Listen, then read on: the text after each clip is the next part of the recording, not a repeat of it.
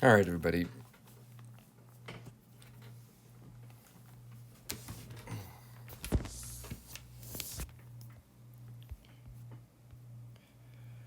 We've been discussing value for the last couple of weeks, but I want to kind of step it up a little bit. We know that the human eye sees a certain amount of values in hundreds of thousands, right? Colors we can see in the millions. So, what we really want to do is begin to differentiate how our eye begins to see those values and kind of put them in an order of hierarchy. This is a painting done by a student of an actor. I'm forgetting his name.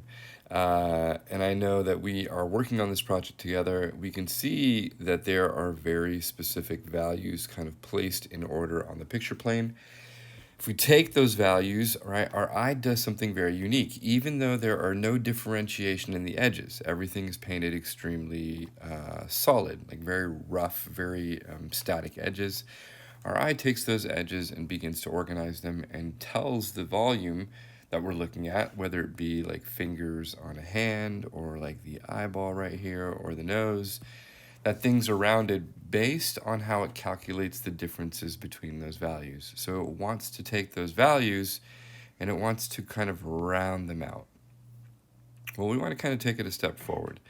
We know that there were a few rules that we kind of played with. The first one being that we've been working on the value scale. When we talk about the value scale, we talk about all values that start with white, go all the way to black, and sit everywhere in between. We are using an 11 value scale, right? So we know that between these two that there are 9 other grays that we want to see in order to get to that point where we get to black, okay?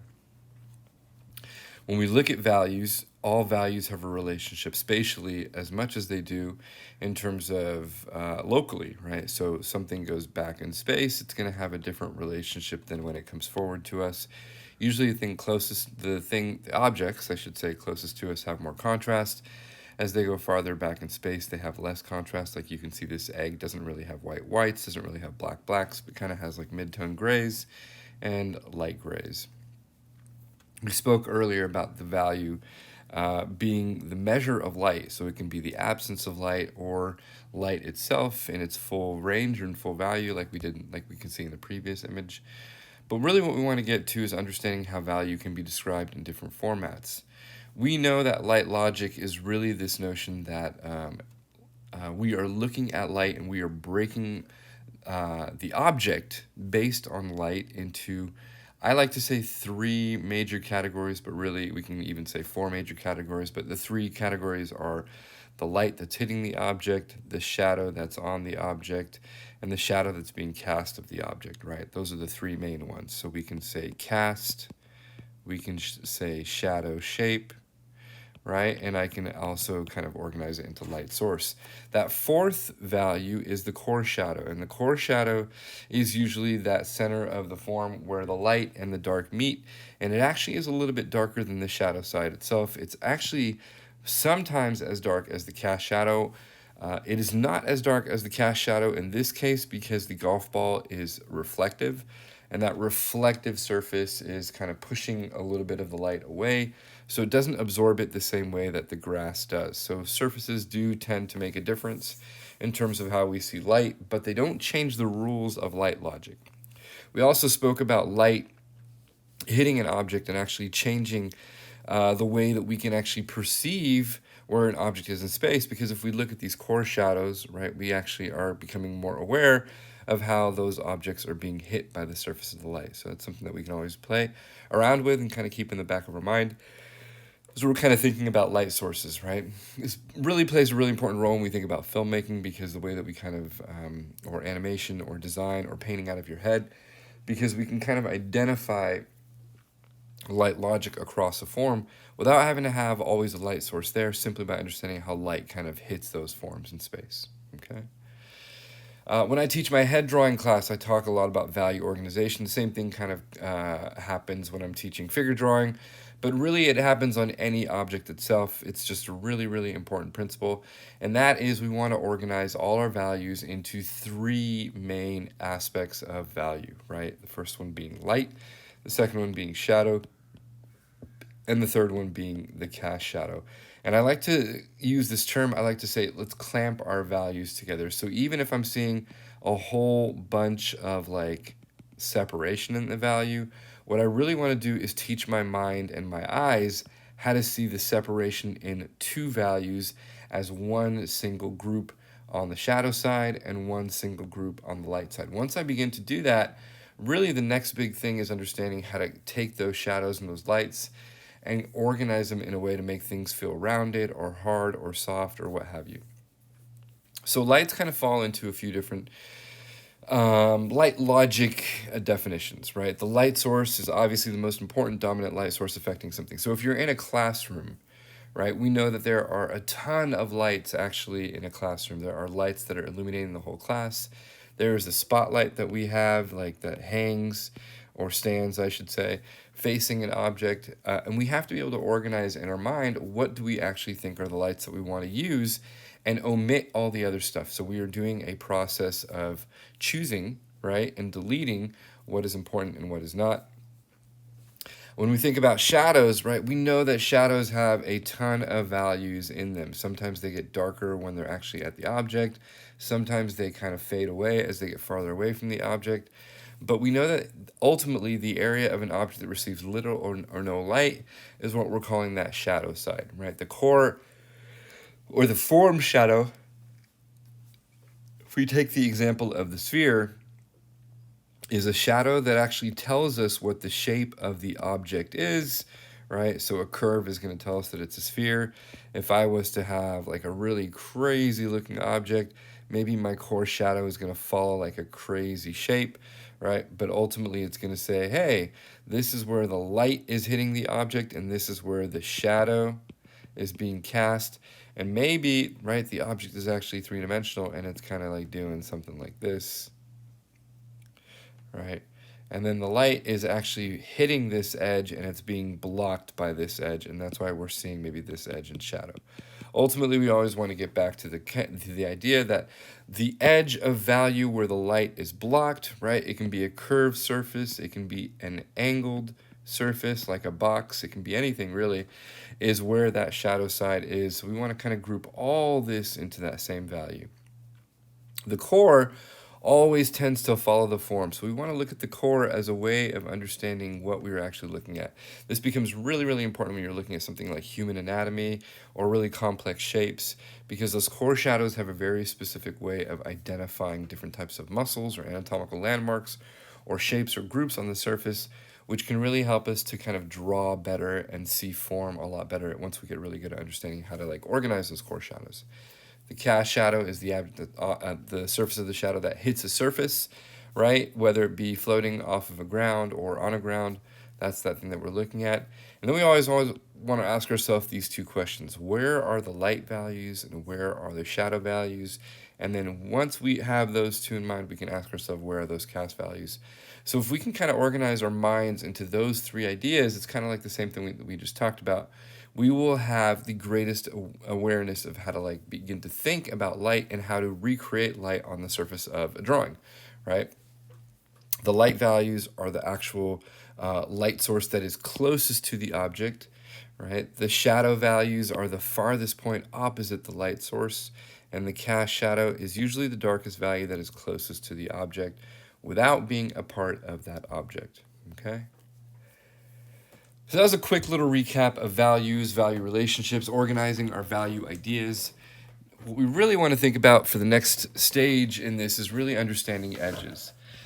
When I think about edges, I think about edges in three basic concepts. The first one is a hard edge, right? And the easiest way I kind of think about it is when I think about a hard edge, I'm thinking about something that is usually man-made, right? I'm thinking about buildings or boxes or computers or phones, things that have hard articulated edges, because really in nature, we don't see too many hard edges, right? Really abrupt stopped edges. When I see a hard edge, I think one side is one value, the other side is another value, and there is no transition. There is no blending. There is nothing that is happening between those edges. The opposite of a hard edge is actually the soft edge. And the soft edge is this notion that you have a very, very smooth transition.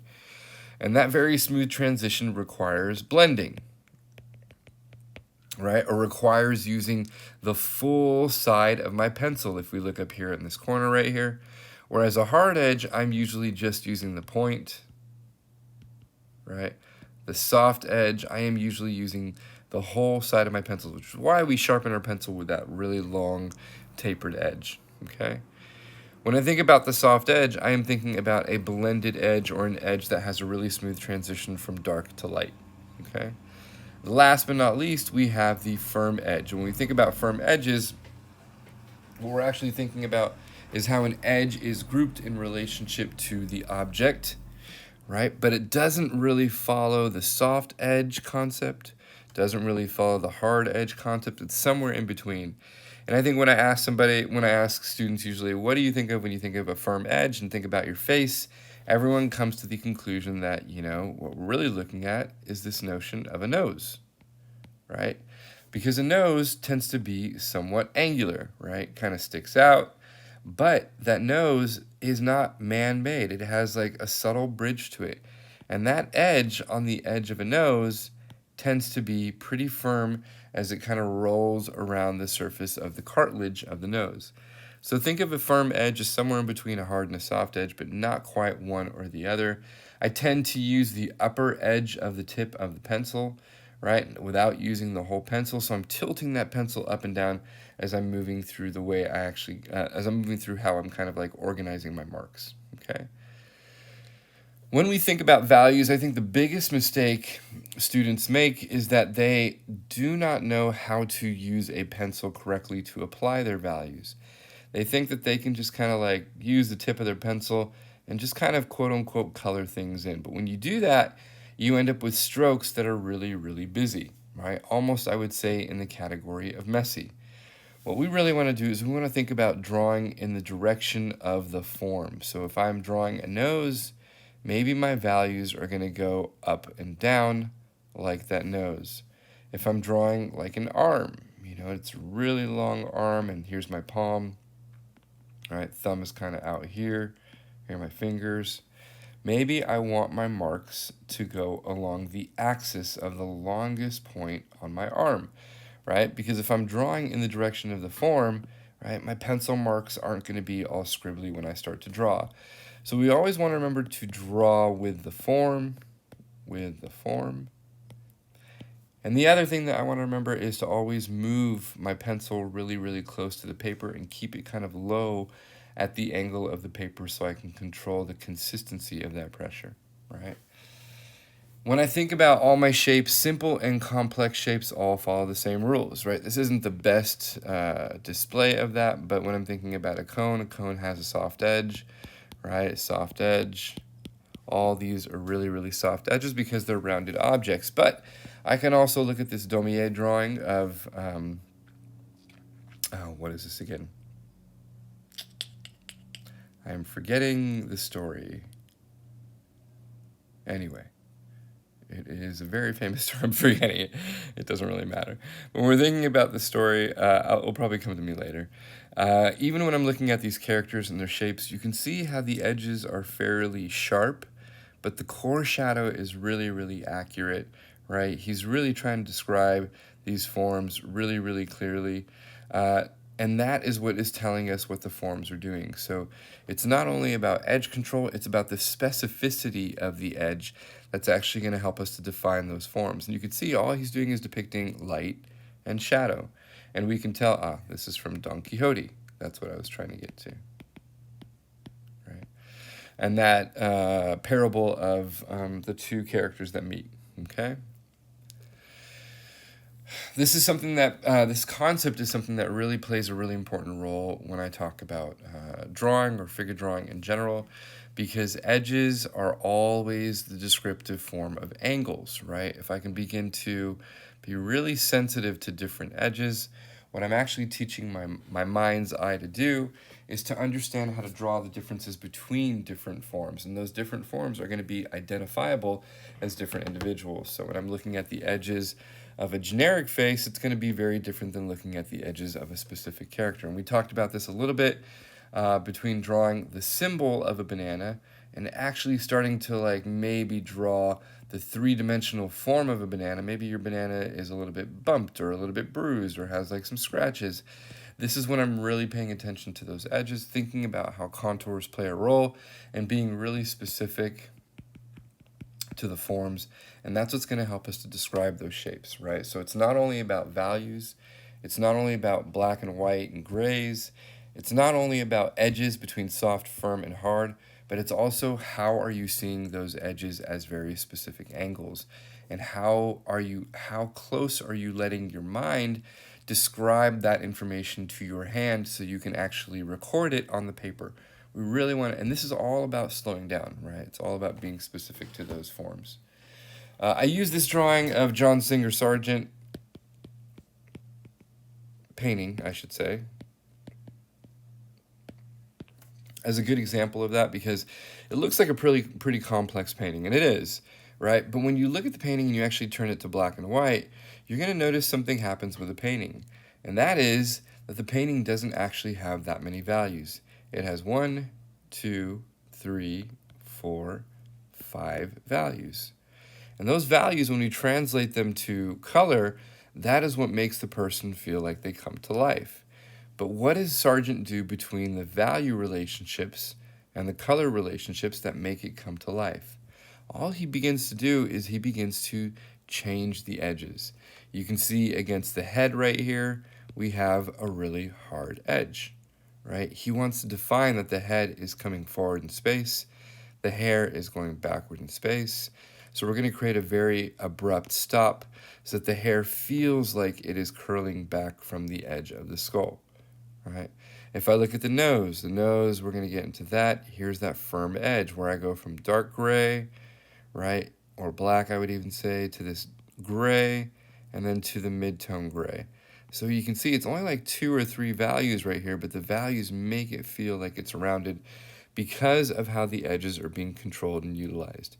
And this is what I really want to emphasize. I want to emphasize that knowledge of firm, soft, and hard edges, and also the specificity that he places on thinking about those edges when he begins to draw. All right, this is a step-by-step by Andrew Loomis. You can see the drawing. When he's doing the painting, he's drawing it all around, right? He's not just working on a specific section. We talked about this a lot in the very first week. When we work on only a specific area, right, we know that our, not our compositions, our proportions fall out of whack because we're not looking at the whole picture. So even when I'm thinking about value, I want to think about the whole picture. I'm building it all simultaneously, all at once. I'm looking at all my dark shapes, right? Dark, dark, dark. I'm looking at all my light shapes, right? I'm looking at all my grays, and I'm building them all together, and then I'm slowly becoming more and more specific with the types of edges that I choose and the shapes that they define so that I can take those edges and shapes and make them feel like they are actually a person. So this is kind of like the goal that we're going to be doing for this class. These are kind of the aspects that I want you to kind of keep in the back of your mind. Make sure that you're paying attention to your edges a little bit more clearly. Make sure you're paying attention to those core shadows and using those shapes of the core shadows to help define your forms. And really think about soft, firm, and hard edges throughout the day-to-day because that's really what the next step and phase in our development is here in the class. All right?